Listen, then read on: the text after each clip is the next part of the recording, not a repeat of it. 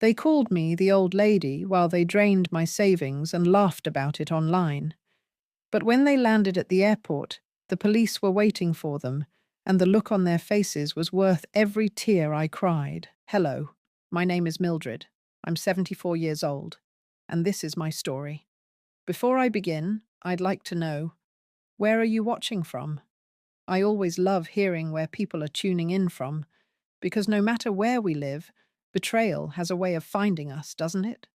Now, let me take you back just a few months ago. I was living a simple, steady life. My days were predictable. A morning walk down my quiet street, tending to my little garden in the afternoon, and evenings spent with a cup of tea and the photographs of my late husband. We didn't have a glamorous life, but we built a solid one. Every penny was earned, every dollar stretched, and I carried that discipline with me even after his passing. My son, David, and his wife, Lacey, were a big part of my world, or so I thought. I welcomed Lacey into our family with open arms. I gave her the recipes my own mother had passed down to me. I bought her little gifts on holidays, and when their finances were tight, I offered help. I didn't think twice about it. After all, family was family. Because I trusted them, I allowed David limited access to one of my credit cards. Just for emergencies, I told him. I wanted him to know that if life threw a storm his way, he wouldn't have to weather it alone. For years, that arrangement sat quietly in the background, hardly touched, until, one morning, everything changed. It started with a knock at my door. My neighbor, a kind woman named Teresa, stood on the porch, phone in hand, her expression somewhere between pity and awkwardness. "Mildred," she said softly, "I thought you should see this before it spreads around." I frowned, took her phone, and there it was, a post on Lacey's social media, a picture of her boarding a plane with my son, champagne glass in hand, grinning ear to ear. The caption read, "Finally, a trip without the old lady. The old lady. That's me." For a moment, I couldn't even process it. My ears rang, my heart dropped, and Teresa's voice felt far away. I laughed nervously, thinking it must have been some sort of joke taken out of context. But then my phone buzzed on the table behind me, and buzzed again and again. Bank alerts, one after another. Charges I didn't recognize. Airline tickets, luxury hotel reservations, restaurants with bills that made my stomach turn. Thousands of dollars gone in a matter of hours. I sat down hard in my chair, Teresa still standing there, watching my face lose its color.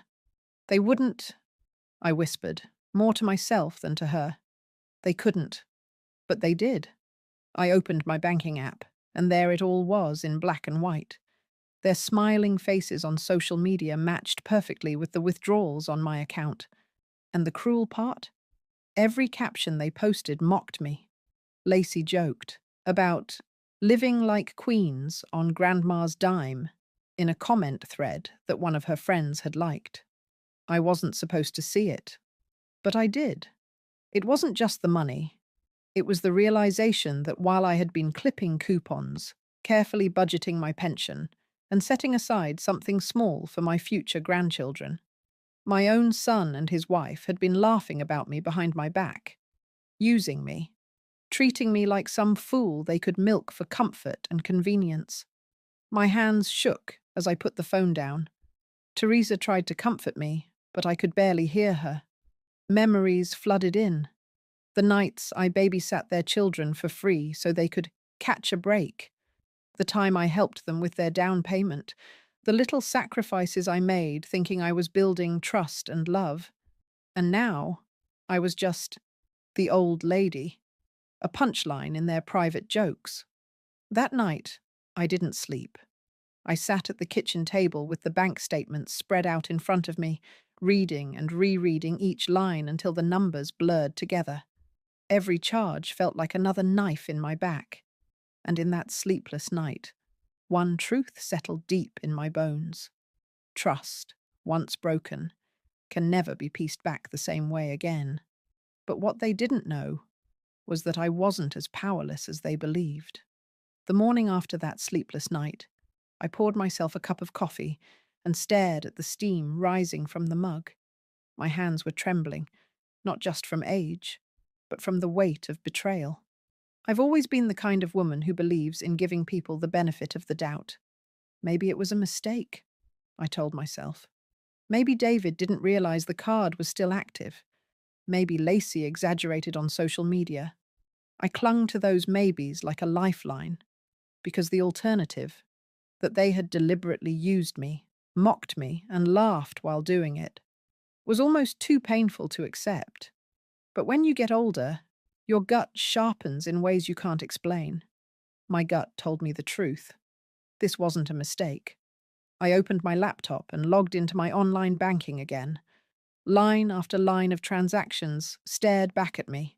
Airline tickets, 2 round trip, first class. A luxury resort in the Caribbean. Fine dining with receipts that made me wince. Designer boutiques, spa packages. The total was staggering. More than I had ever spent in 1 year, let alone 1 week. It was all there. Time-stamped, undeniable. I printed the statements and laid them neatly on the dining table. My little dining room, with its lace tablecloth and vase of fading roses, suddenly looked like a crime scene. Evidence everywhere. For a moment, I sat back and closed my eyes, remembering how I had gotten here. Years ago, when David and Lacey first married, they struggled.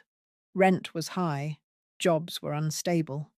I stepped in, as any mother would. I bought them groceries when the fridge was bare. I slipped $20 bills into their hands when they claimed they didn't have gas, money. And when David asked if he could have access to my card just for emergencies, I said yes without hesitation. Because what kind of mother refuses her own son when he's desperate? But this wasn't desperation. This was entitlement dressed up as a vacation. Then something else happened. Something that broke the last thread of denial I'd been holding on to. I received a message. Or rather, I shouldn't have received it at all. It was a screenshot, sent to me by mistake, from a group chat Lacey had with her friends. In it, she wrote, "You'd think the old bat would notice by now, but she's too busy counting pennies. Living like queens on grandma's dime, and she has no clue. Cheers?" My breath caught in my throat. My hands went cold. I read it once, twice, 10 times. And each time it sank deeper. They weren't just careless, they were cruel. That's when my shame shifted into something else. Something steadier. A quiet anger that didn't burn hot and loud, but cold and sharp. The kind that focuses you. I wasn't going to call them screaming. I wasn't going to beg for my money back. No, that would only give them more power. Instead, I would investigate, prepare, and let them walk straight into the consequences they deserved. So, I made a plan. First, I called my bank. I explained the situation carefully, giving them the dates, the charges, the fact that I hadn't authorized any of it. The woman on the other end was professional, but sympathetic.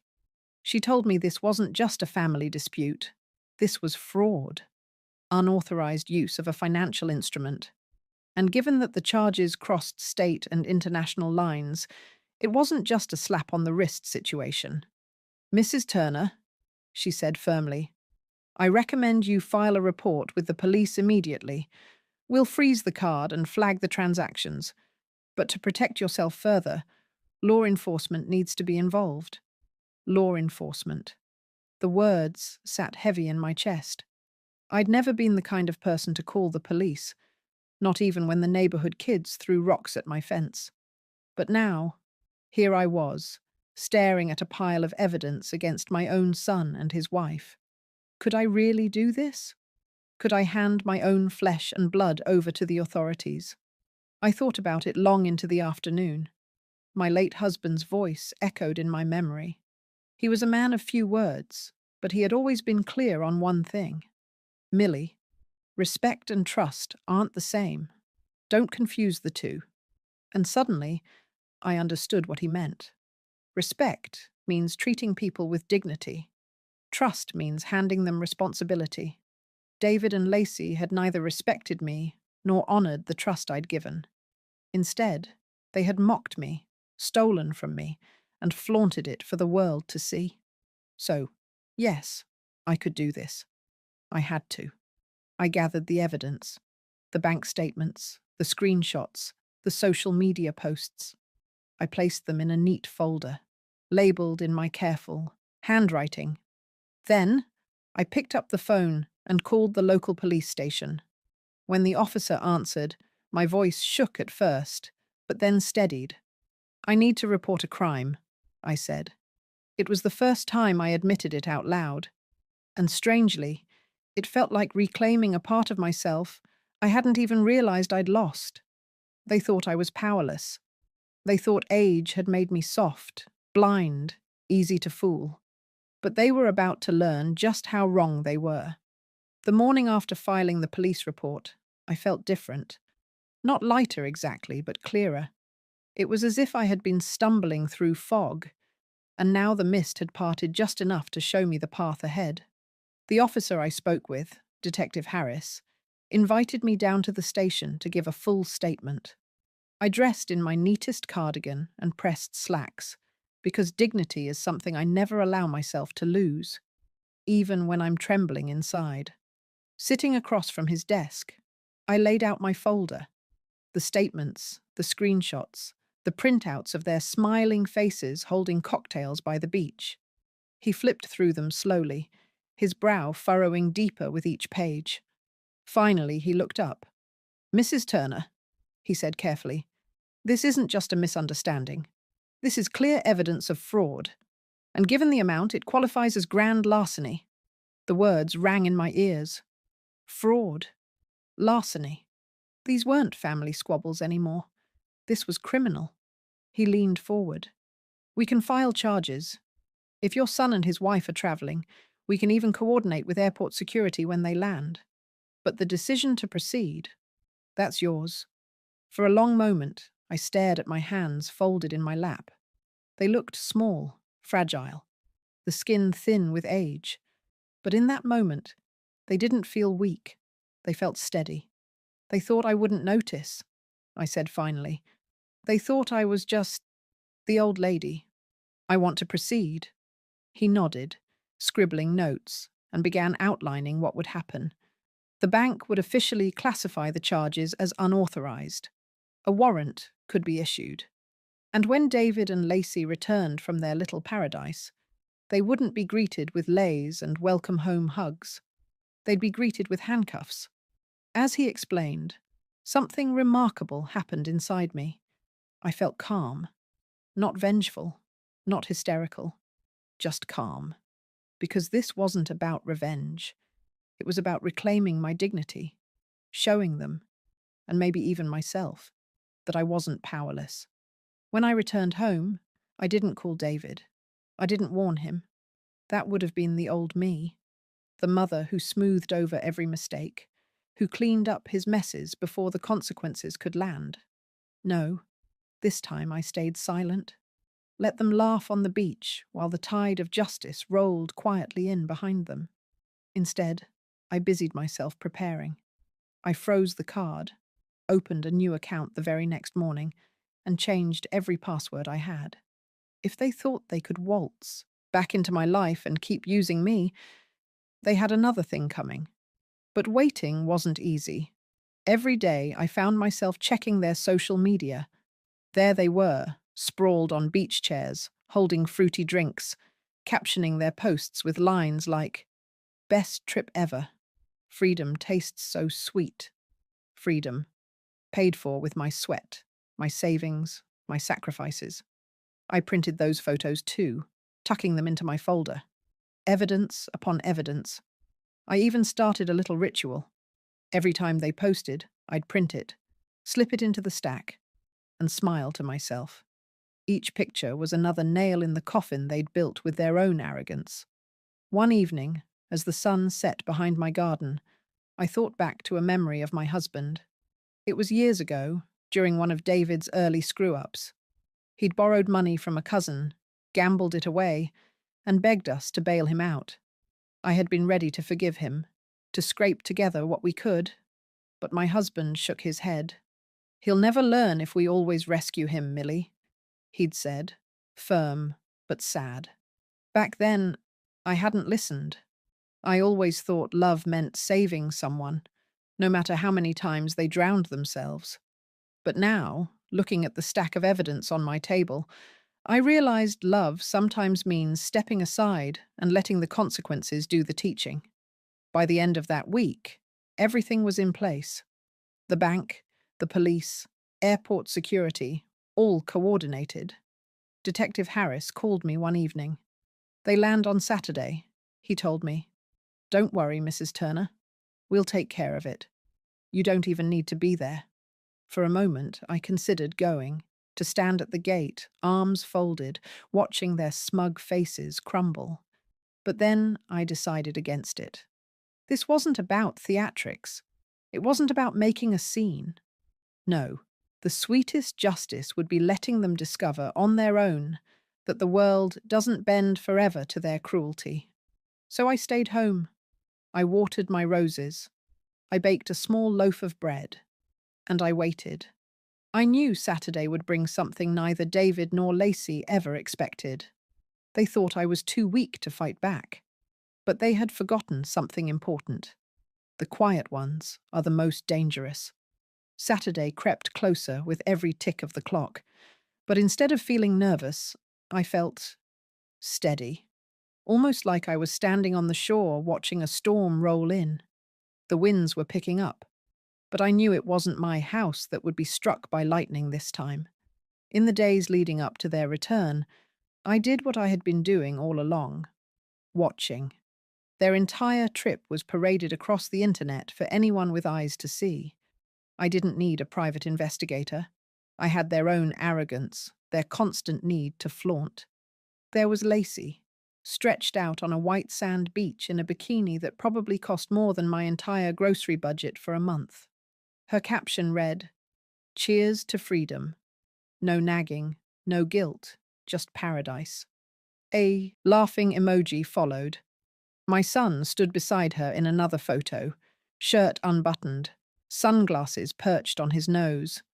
He was holding a cocktail in one hand and tossing his other arm around her shoulders like he had the world at his feet. "Living like kings?" he'd written.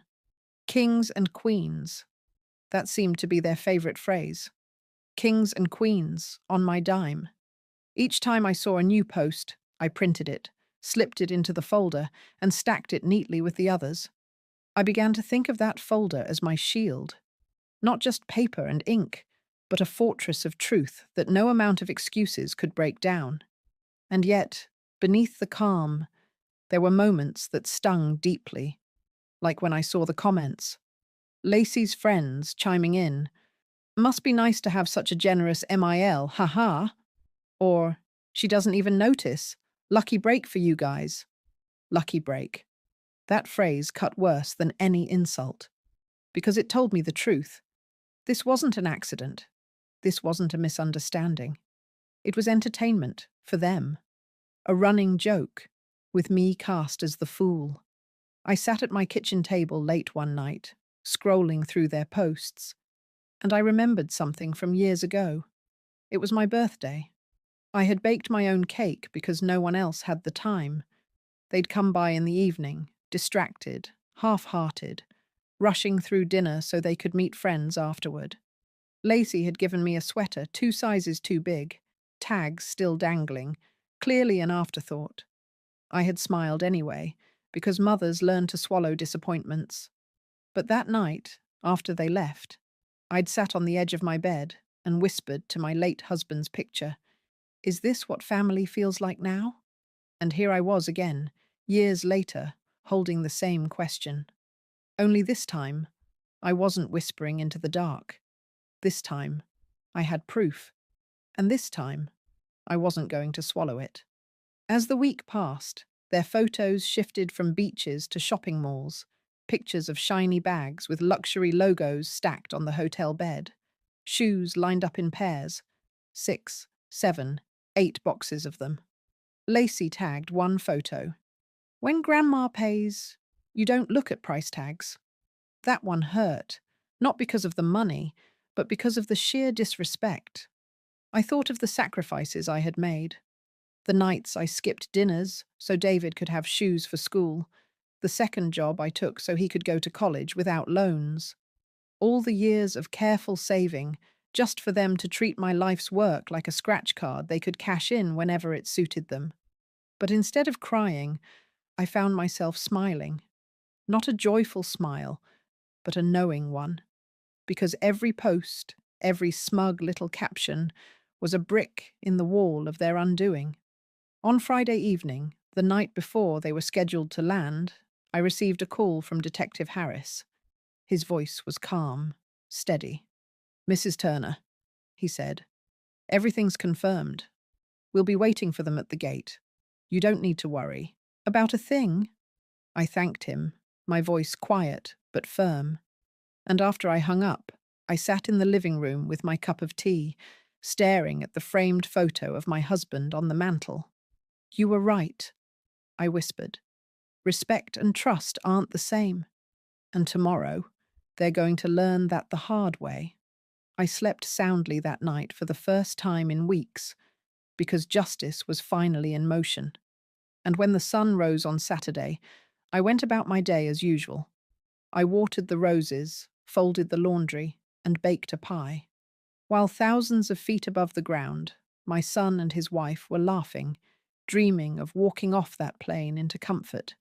They had no idea that their welcome home party was waiting for them, not with open arms, but with handcuffs. Saturday morning felt strangely ordinary. I woke with the same stiffness in my knees, shuffled to the kitchen, brewed my tea. But beneath that quiet routine, a current of anticipation thrummed through me. Today was the day. I didn't go to the airport. No, that wasn't my place. I didn't need to see their faces when reality crashed down. That part, I left to the officers and the system I had trusted to carry the weight of justice. My job was done. My evidence was in their hands. Still, my imagination carried me there.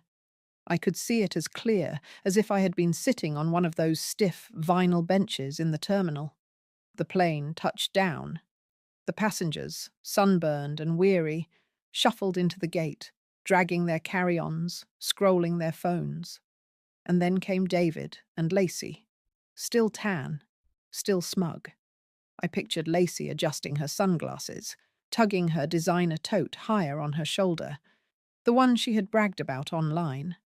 David, looking relaxed, probably expecting me to be waiting outside with the car, like a dutiful mother. They thought life was just going to slide back into place. But instead of me, there were uniformed officers. "David Turner? Lacey Turner?" The smiles slipped. Confusion flickered. Then panic. Travelers slowed, watching. Children tugged at their parents' hands, pointing. The officers stepped closer, papers in hand. "You're under arrest for credit card fraud and grand larceny. Please place your bags on the floor."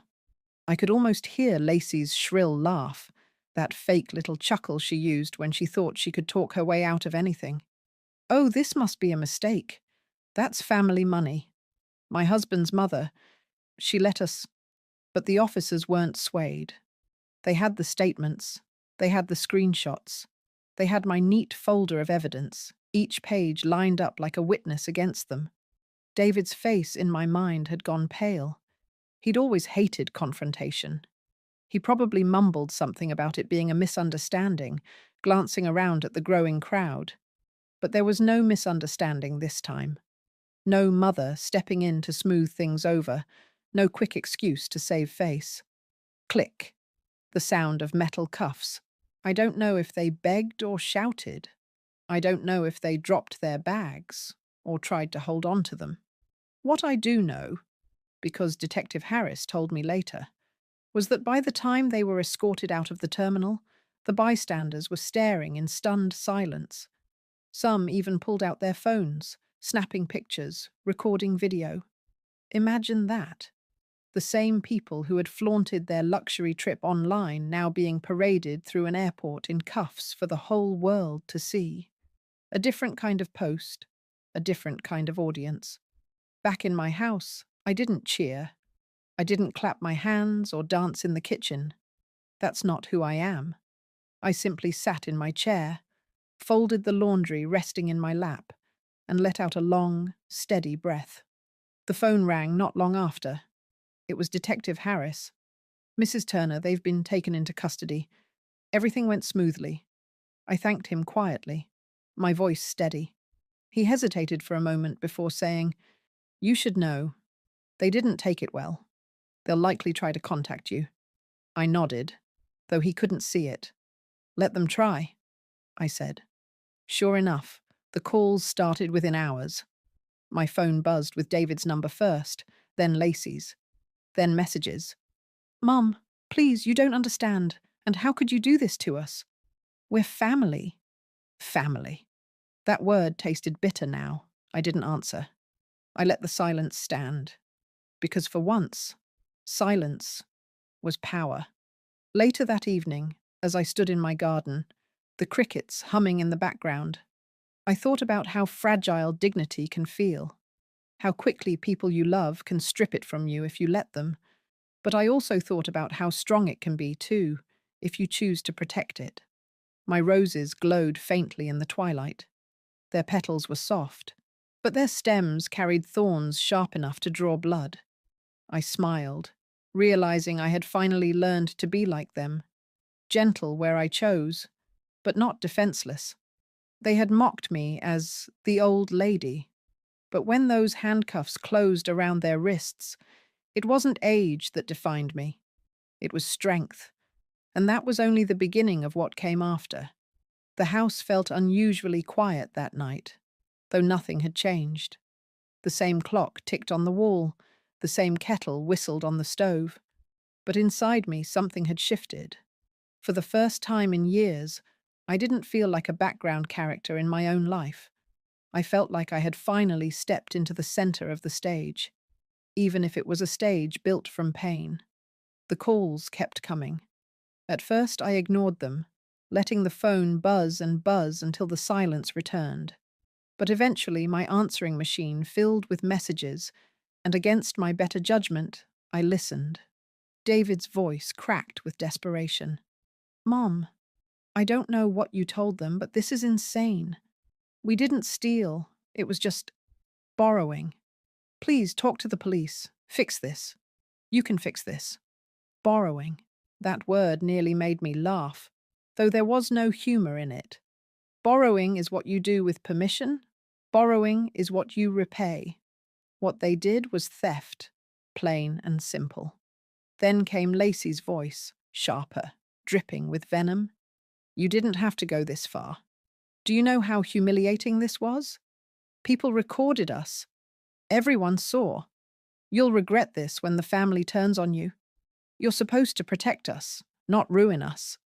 Ruin them. As if I had planned their downfall like some vindictive villain. They had ruined themselves. I'd only pulled back the curtain. By Sunday morning, the whispers had started.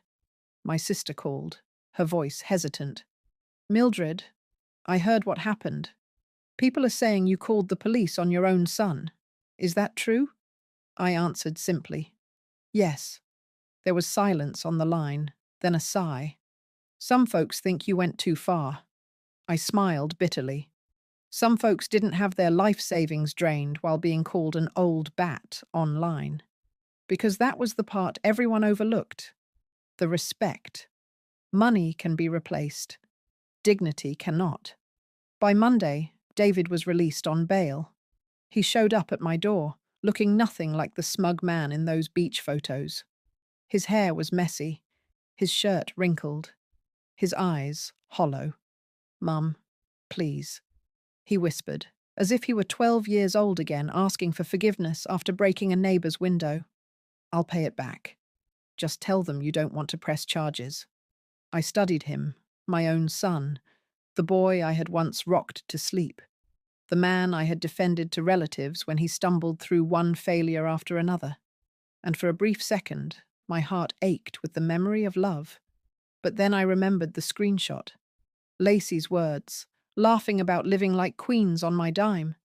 I remembered the post. Finally? A trip without the old lady. I remembered every sacrifice, every penny-pinching meal I had endured so they could stand there with smug smiles and treat me like a joke. I shook my head slowly. No, David, not this time. You'll face the consequences. His shoulders slumped.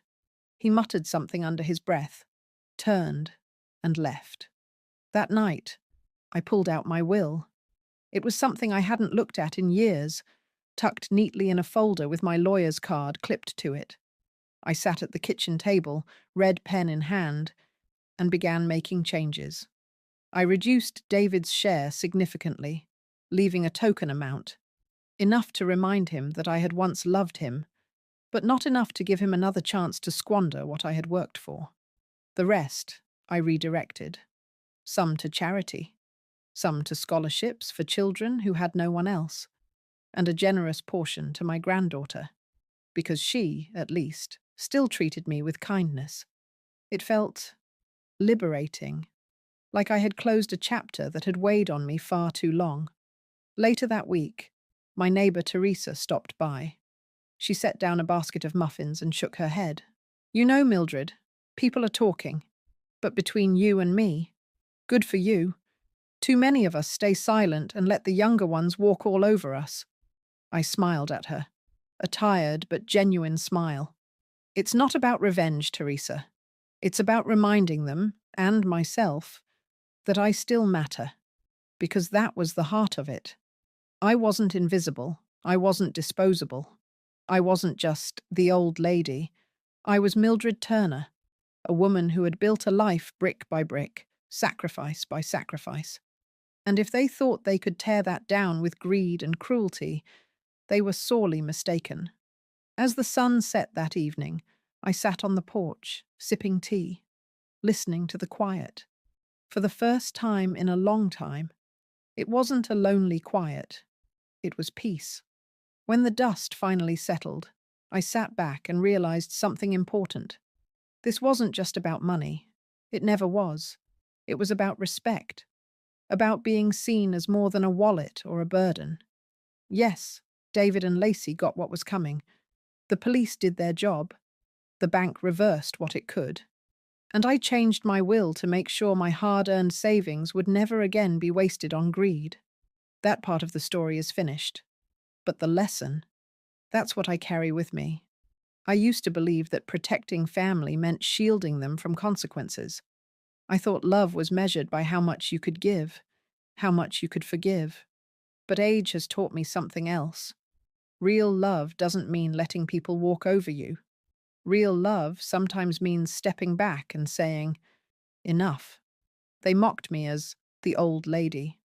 They thought I was blind, weak, easy to fool. Instead, they learned that age isn't weakness. It's clarity. It's knowing when to stop playing the fool. To anyone watching who has felt invisible, who has been treated as if their worth ended the moment their youth did, hear me. You are not powerless. You still have a voice. You still matter. And you deserve respect. I may be 74, but I'm not finished. My story isn't just about betrayal. It's about dignity, about reminding myself and the world that I won't be erased. So I'll end by asking you, just as I did at the beginning, where are you watching from? And more importantly, if you were in my shoes, would you forgive? Or would you do what I did and let the truth finally speak louder than silence?